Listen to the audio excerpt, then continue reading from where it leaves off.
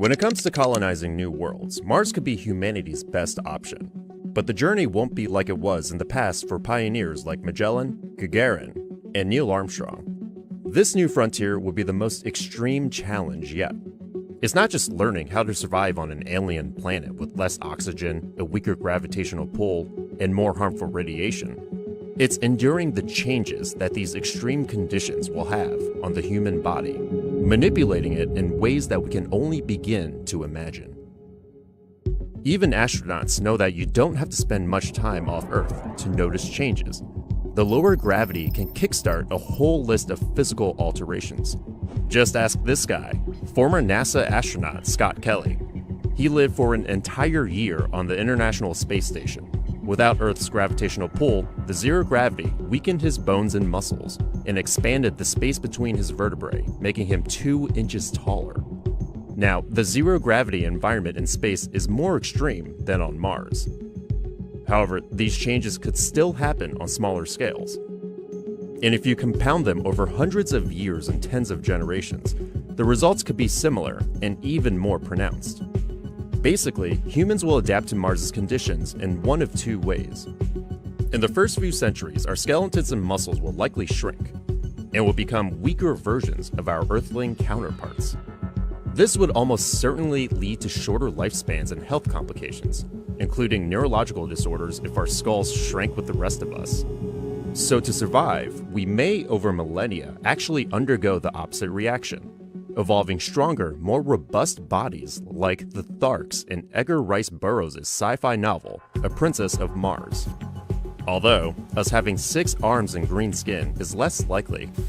In fact, some scientists think we'd actually develop orange skin, not green. Turns out, the carotenoids that make carrots, sweet potatoes, and pumpkins look orange offer a certain amount of protection against harmful UV radiation. When we eat these pigments in large amounts, we actually get a boost of protective carotene in our bloodstream and under our skin.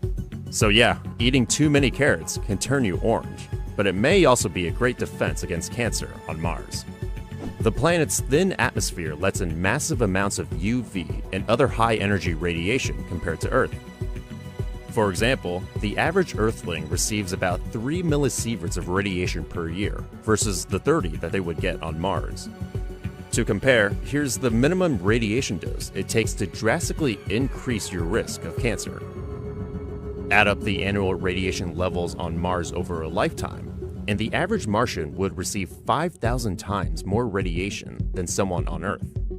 And our big orange bodies may not just look different on the outside. One of the most profound changes we could have coming is the next species of human. Higher levels of radiation on Mars' surface would mutate the DNA in our cells at an accelerated pace. Normally, a species like Homo sapiens could take a few 100,000 years to evolve on Earth. But some scientists say the higher mutation rate could spawn new human species within centuries, 10 times faster than on Earth. So, if the radiation didn't outright kill us, the mutations that survived will be passed down through generations, ultimately diversifying the gene pool and allowing natural selection to do its job. As exciting as it may sound, there is a potential downside to all of this. If, one day in the future, a Martian falls in love with an Earthling, it can only end in tragedy. The immune systems of Martians and Earthlings will be completely different, and a meeting between the two could be just as deadly as when 2 foreign groups have met in the past, like the European settlers who gave smallpox to the Native Americans. Also, depending on how genetically different they are, even if they could meet, they may not be able to have Martian Earthlings of their own, since only closely related species can reproduce. Moving to Mars may be the best chance for humanity's survival, but it may not be humans who live there in the end.